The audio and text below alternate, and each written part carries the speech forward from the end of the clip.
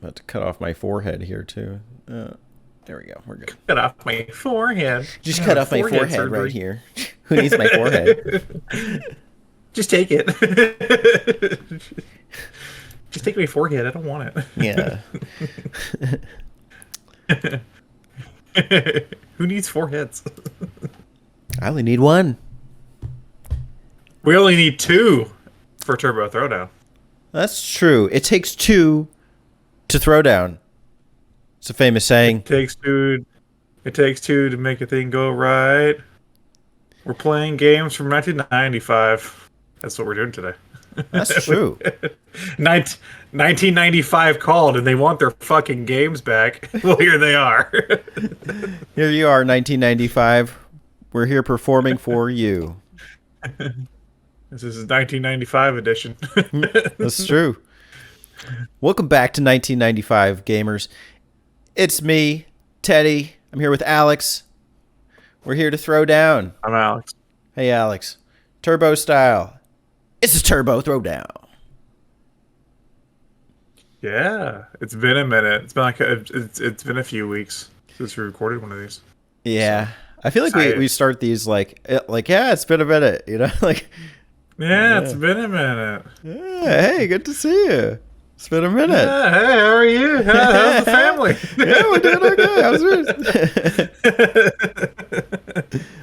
Last time we did Fantasy Zone and Zaxxon. That's right. It was the most asked for episode of our show. That's true. It was Spencer's new favorite. Yeah, he's a Zaxxon fan. He commented. Yeah, I'm gonna read the comments right here just real fast because we don't have many. But Spencer did say that, and I quote, "I'm a Zaxxon defender and I'm pissed." The passion. I've never seen it before. This is why we throw down. It's for people like Spencer. He also said, "Stop jumping. I'm getting sick." He didn't like our jumping. What would he rather? Swimming? Clearly not a House of Pain fan. Jump, jump, jump, everybody. We're swimming through these SEGA Genesis games. Swim. We are. Do you know what episode this is? Number 10.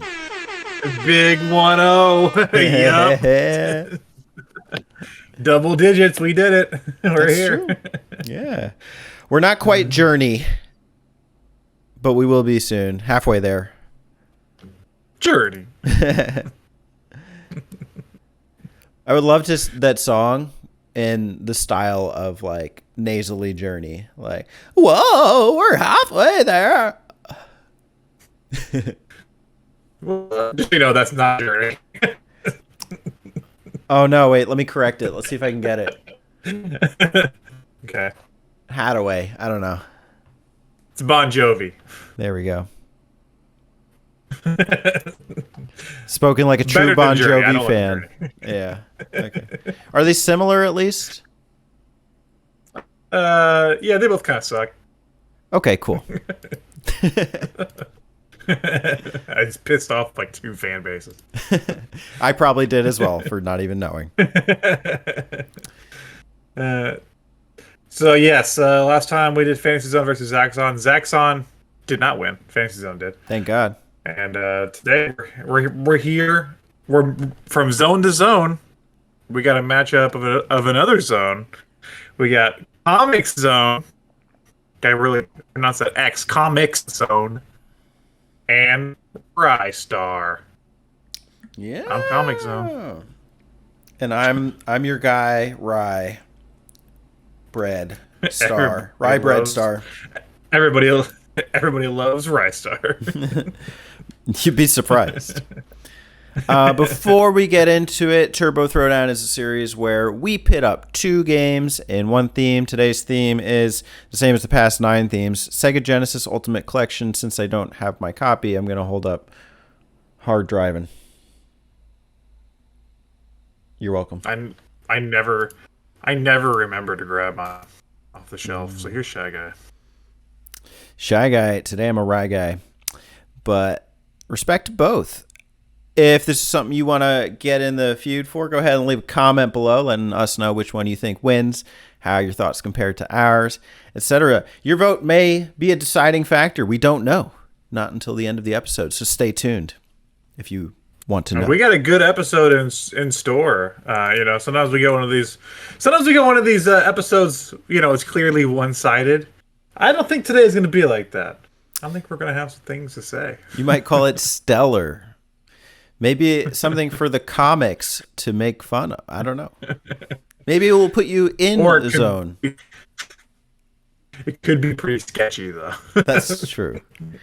It could take a turner for the worst. No? Okay. All right. So usually I like to let Alex start first. I'm going to keep that tradition alive. Alex, before you start, can you turn off webcam? I'll do it too. It's just, I think I don't want the lag to interfere, and I'm going to use gameplay anyway.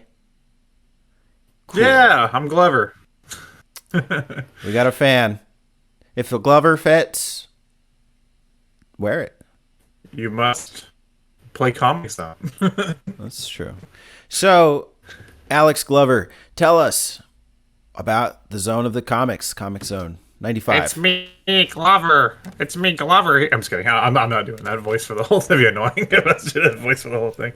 Comix Zone was released August 2nd, 1995 in North America. Why is that date important? Because that date is my birthday.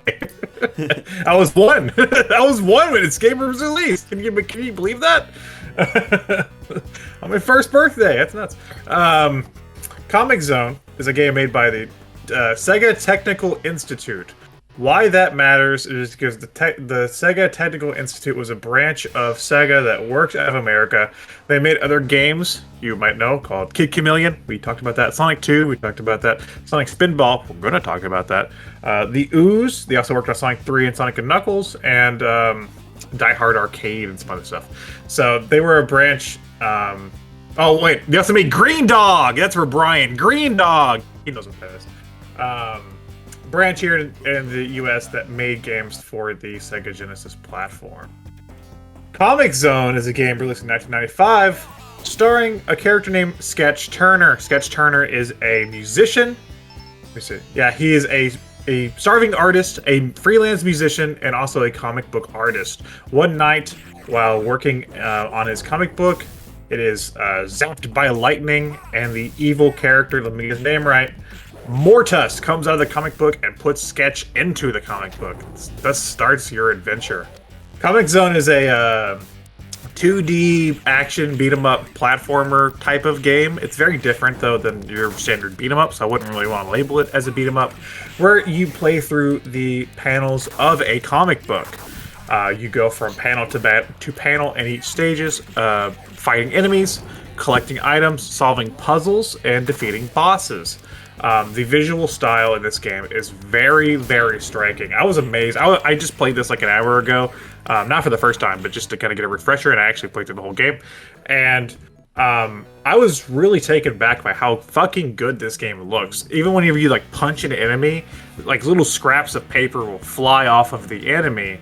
That looks incredible, and the way they have you travel through the comic book is like really cool. You'll like destroy pages to get through, or like hop from panel to panel, or there's like branching paths in each stage, so there's like some replayability. The game is about 6 stages long, broken up into 3 episodes. Each episode has 2 stages, and each one takes you through some pretty cool locations. The first one is New York City. It's like a destroyed New York City, though. The second area is the Himalayas, and the last one is Zealand. What is that? Atolls? I don't know what this is. It's like a cursed cruise ship area. Atolls. Or like a cruise ship area. Atolls, okay. But in the stages, like I said, they're going to be fighting mutants and like these ninjas with sickles and different types of enemies, bats. And also you'll be finding items. Like you could find a rat. Your pet rat will help you out. He can actually help you out with like solve some puzzles. Dynamite. Grenades, knives, there's a milk, they get a little jug of milk, I think it's milk, to like drink for your health, and so on and so forth. what's cool is that there's many different ways to approach some of the situations in the game. So like, for example, there's in the second panel, the second level, there is a situation with these fans that are spinning. Now, if you try to punch and break the fans, you will take damage.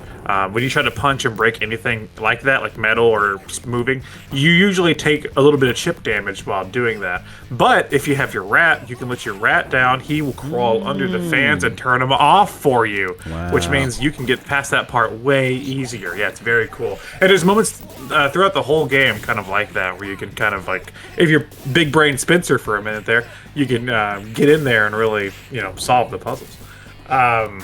So that's why I said I like to think of it as more than just a standard beat 'em up.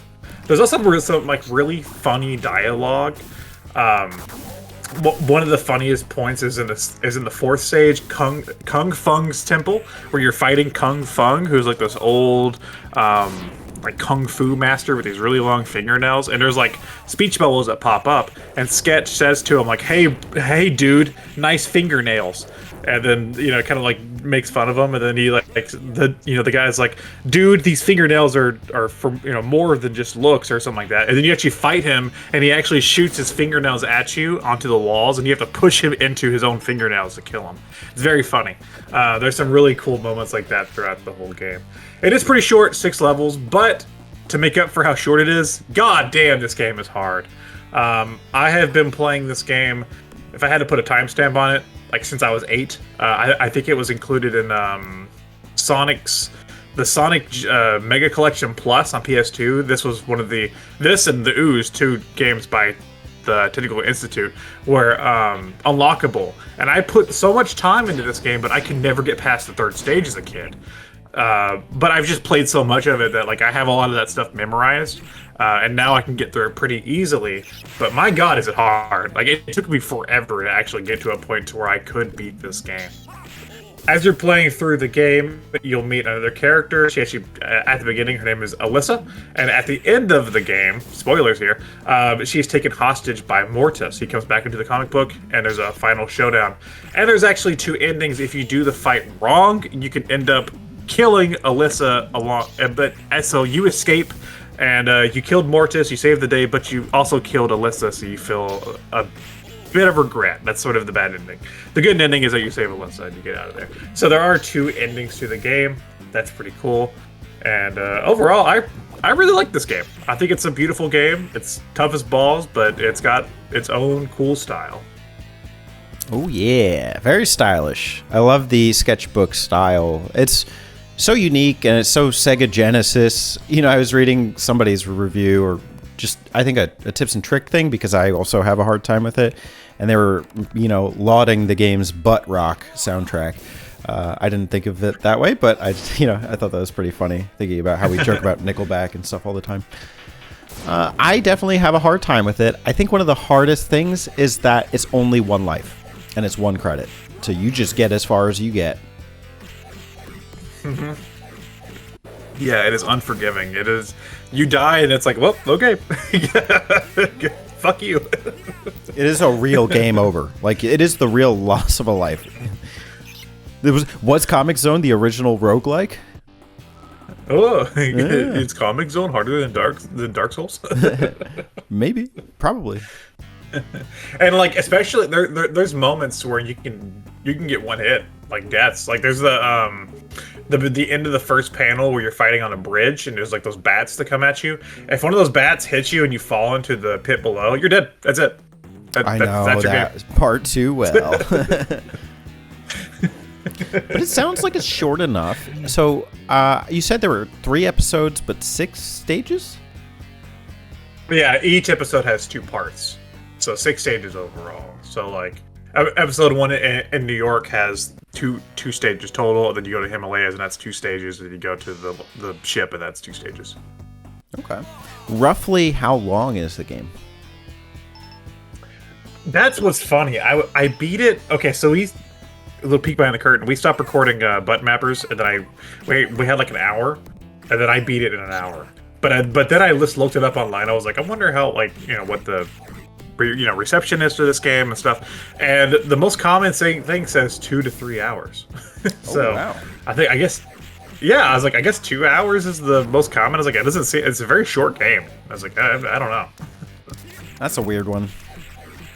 But yeah, I mean, listen, it gets added in these collections for a reason. It's clearly classic in its own right. And yeah, I know that comment about like beat 'em ups were getting tired at the time. It doesn't really feel like a beat 'em up to me. It feels more like just a side-scrolling action adventure. I think what lends it the sense of adventure too is that you can actually pick which direction to go from the panels. Yeah, there's that and the puzzle solving I think set it apart. There are like beat 'em up elements where you can block and punch and kick and fight enemies that way. So those elements are there, but yeah, I wouldn't label this as strictly a beat 'em up either. You know what? I think maybe where people are saying 2 hours, that might be with both endings. To complete or something. Yeah, maybe. Okay. Maybe that's what they're trying to lump that together. So, you want both? If you, for some reason, want the ending where Sketch fucks up and is grieving, sure. There you go. Cool. Well, thank you for sketching out Comix Zone for us. My pencil's getting pretty dull, so I'll pass it over to Teddy. Cool. Well, one thing most people can probably draw is a star, but can you draw Ristar? I don't know, maybe. I mean, he kind of is your mascot platformer, except failed. And that's not necessarily a comment about the game, but Ristar came out at a weird time. 1995, weird time to be released on the SEGA Genesis. All the same, Ristar is kind of a beloved mascot platformer for a lot of people. When they think fondly of platformer games for the SEGA Genesis, this one tends to come up. It gets added a lot in the collections, and it's very unique to say the least. Ristar is a star that has bushy eyebrows and elastic arms and legs, and the gameplay mechanic for Ristar is him using his arms to grab and headbutt everything and anything. It's a very different mechanic and a challenging one to pick up. I think the most challenging thing, though, is just enemy placement, but I really think that the game uses the mechanic, or at least designs the stages around it in unique ways.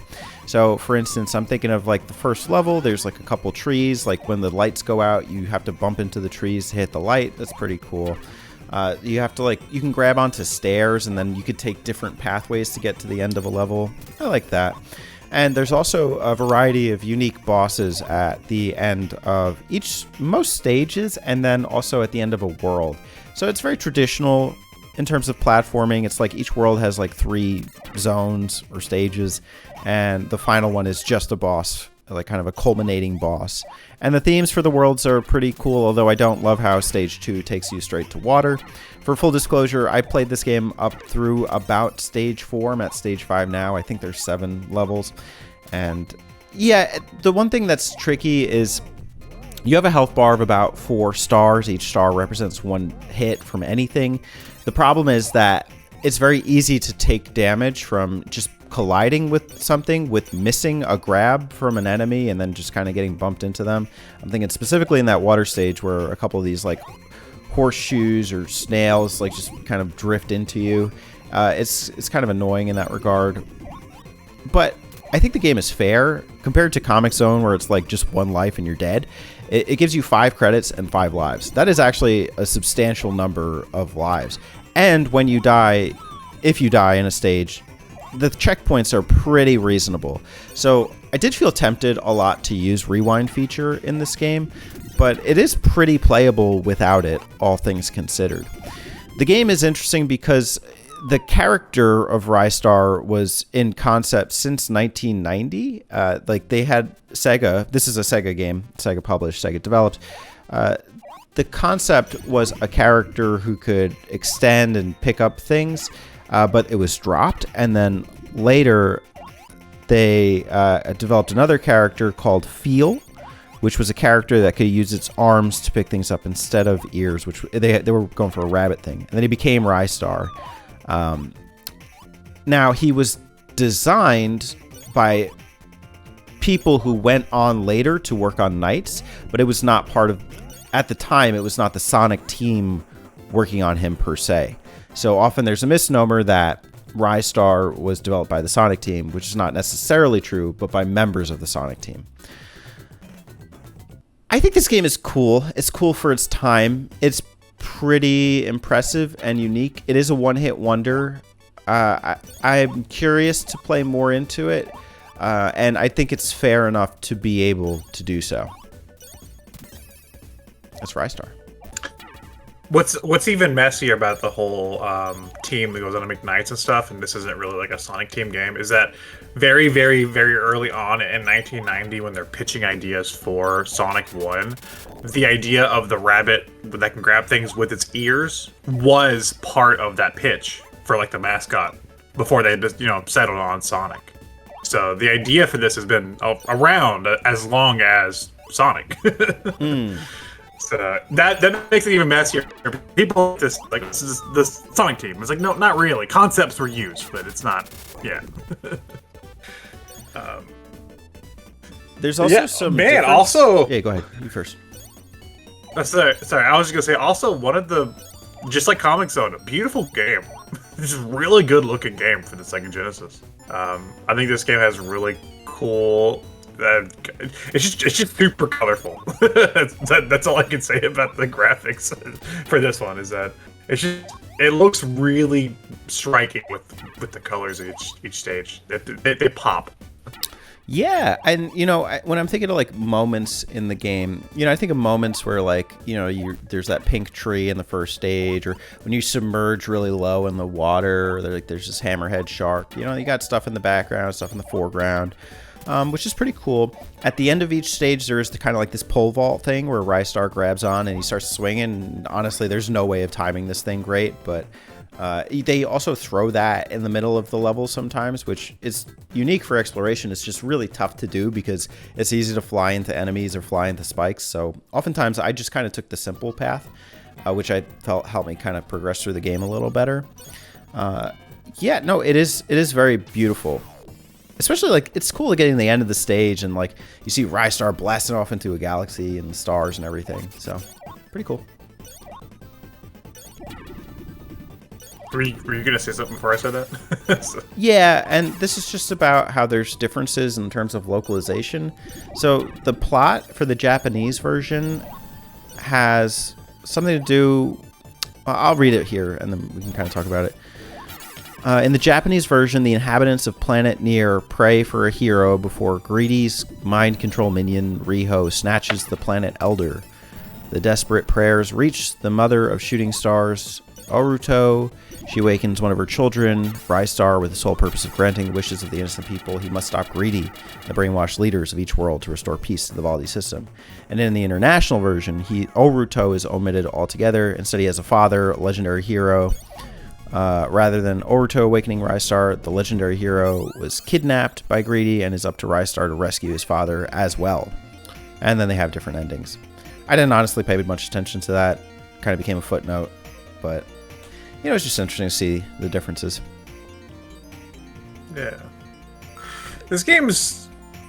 I've always really liked this game too, but it is strange that this game came out on the Genesis in 1995, where something like Comix Zone is like a shorter game.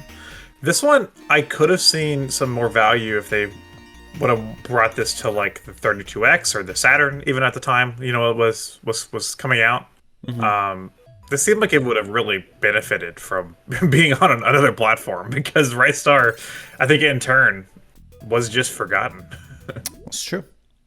I think some of it is forgettable too. Like, these guys are supposed to be leaders of the galaxy, but like, what a hammerhead shark is a leader of a galaxy. Like, that's kind of strange to me. I can't even remember the first boss. I'm thinking of like the snake boss first. I don't even know what it was. The first boss is the two dudes. It's got like the little dude, the backpack looking guy. I don't remember. Like floating around. You have to like knock one off and then knock it into him, I believe. It's very strange. Oh, yeah. It's been a while since I've fully played this game. Yeah, so Ristar, unique to say the least. Yeah, it's a good platformer. It's a good like if somebody was like, "Hey, what's a good platformer on the Genesis?" I'd be like, This would be in the conversation. I wouldn't say it was number one, but it'd be in the conversation. Right. Well, speaking of conversation, let's converse. Pros and cons. What are the pros and cons of Comix Zone? That's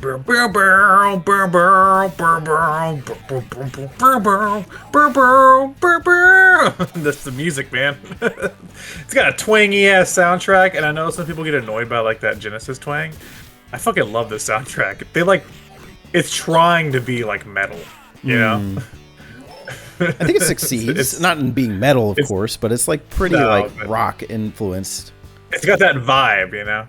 Yeah. Yeah, I really like this, and I think that just adds to the style of the game overall. Yeah. Of course, the style. It's just the style overall is a pro.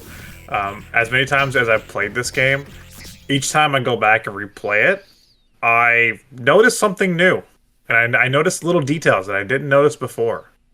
And I'm like, God damn! Like they put a lot of detail into this one like 6-stage game. Mm-hmm. And I think like the character and / characters are pretty unique. I like the idea of like the pet rat and, you know, some of the items you can pick up and some of these like monsters. It really feels like a comic book game. Like some of these enemies feel like Spider-Man enemies. Yeah, that's very true. Some of them I could see like being in like a Spider-Man or X-Men game or something, you know, right? On the Genesis. 100%. And I also love how you're always in contact with Alyssa. And like they have these little voice samples, which Ristar does too, actually. But it has these little voice samples, like at the end of the stage. He's like, "Well done, Turner," and then you have he transforms into a superhero thing for a second. He's like, "Oh yeah," and then he moves on. What the hell was that? Stage. Yeah, the curses. It bleeps out the curses. There's some like really fun little voice samples and clips and moments and stuff. The game has a lot of personality. I guess that's what I'm getting at. That. Really shows, you know, really bleeds through, that I love. Yeah, and it sounds short and sweet too. Yeah, it's hard as fuck, but man, it is fun. That would have to be the major con, is just overall difficulty. One life, that's pretty cruel. It's not approachable at all. Like I said, I started playing this game when I was like 8, and for the longest time, I would get to that first panel of the 3rd stage where you first get to the Himalayas, and I'll die. It's further than me, and you were 8. Yeah, so I was like, yeah, I was like honestly, it took me a minute to even get there, but you know, I was just as a kid, you know, you don't have a lot of games, so it's like I gotta play what I have. So I just would try again and again, and like, you know, something that challenging, especially for a kid that young. Is like at points it's like almost scary. Like you get to a new room, you're like, oh god, oh my god. Mm-hmm. You know, it's like, so yeah, I would think just the challenge or just how unapproachable the game is probably a big con. Yeah, it does sound though like over time you would get better at it. You know, to hold on to your, you know, potion for the or whatever, the milk for the right moment. It looks like a jug of milk, like a like you know, like you would see in like the 1950s, like, oh, the milkman has brought the milk, you know, and he has like the 6 little cartons of milk. They're all silver on my end, so I didn't get a good look at them. But I know that in the first frame you could pick up like 3 items, so that was a neat little trick for me. Let's go to Ristar. What are the pros? I'll let you start off. He's a star in space. No, it's it's a competent platformer. A little challenging, but you know, you can play it. It's approachable. It sounds like it's a pretty good music. Yeah, not my favorite, but it's pretty stylish. Stylish aesthetic, stylish music. The mechanic is unique to Ristar. Yeah, the stretching arm mechanic is unique. It always cracked me up in that 2nd stage. It's like at the very beginning, the little lizard pops up. You can grab him, and if you just hold him, he just shakes rapidly. It always cracked me up. But the whole stretching arm thing is unique for enemies and traversal. There's even areas where you can like kind of point your arms like in an upward diagonal direction, and then grab and like continuously grab, and you can sort of like make your own way up walls if you just like mash it, and that's pretty cool. So there is like a, I don't know, a bit of a skill there.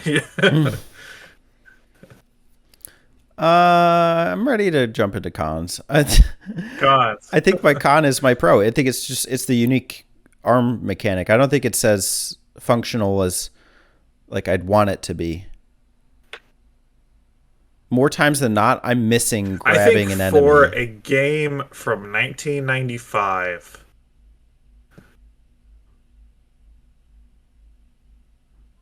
Okay. What about a game for 1995? Sorry. Though our connection got really strange there for a second. Oh, okay.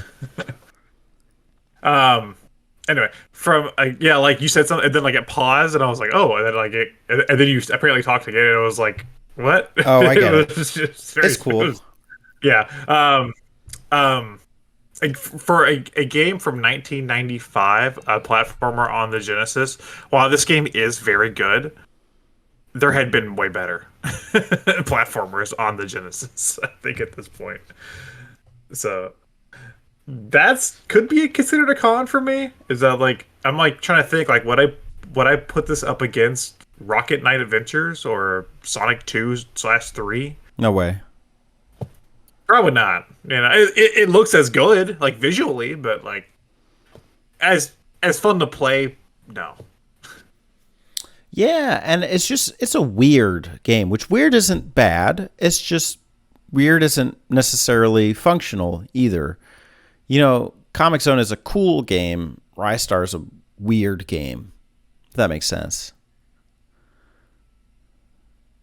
Yeah. I could see Ristar really like if they were to do more with this character, like a second game or something, or like a reboot, or I don't know, something.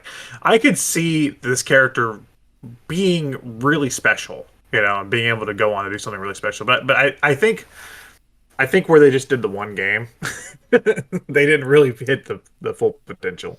Do you think that arm mechanic has potential to be great? I think so. I don't think they got as creative. There are some fun moments with it. Like I like the snake boss where it's like has like the grid layout and you have to like swing up and down and get to them and stuff. Like that's kind of a neat idea. I think there's stuff you could do with it, but I don't think they did much with it beyond like he can grab. Maybe a 3D Ristar could be cool. Maybe. TriStar. TriStar. TriStar. We'll never see it. Or they made movies. No. Abandon all hope. You have looked for Ristar. Don't even try. But who knows? Yeah. They did Streets of Rage 4 and stuff, and they've been loaning out their. So who knows? Maybe they would loan out Ristar to somebody who could actually do it. I am sincerely doubtful. In the next 5 years, we get a Ristar. That is not this game. Me too. No. I would say there's like a 5% chance, but there is still a 5% chance. The chances are low, but it's never. That's true. Well, no better time than the present. I think I'm ready to throw down. Are you? Let me see if my camera will let me come back. Okay. Yeah, let's do it. Okay.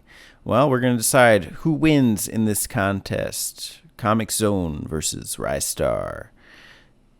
May the winner win supreme. 3, 2, 1. Comix Zone. Comix Zone. Yeah. Comix Zone. Comix Zone. Comix Zone. It's just such a unique game for the. It's just such a cool game. The Comix Zone is, and while it, one of the cons could be how short it is. I could also see them taking this concept further.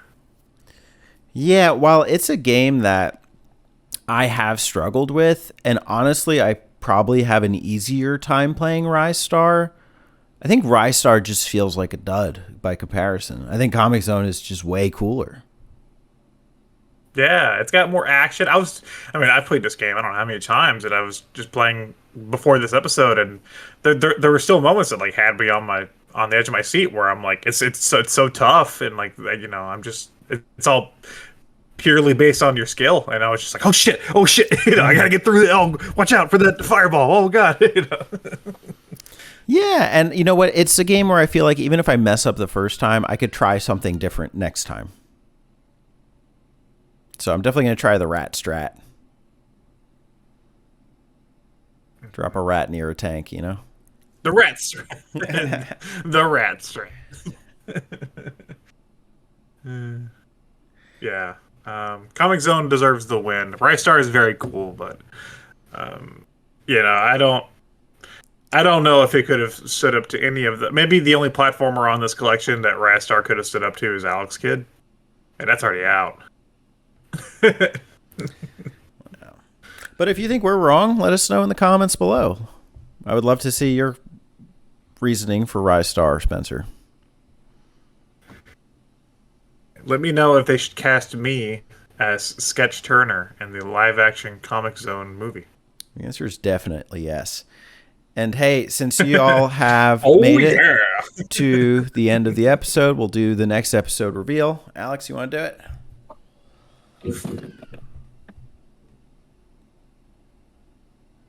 Sonic Spinball and Sonic 3D Blast. Woo, Sonic fans, unite.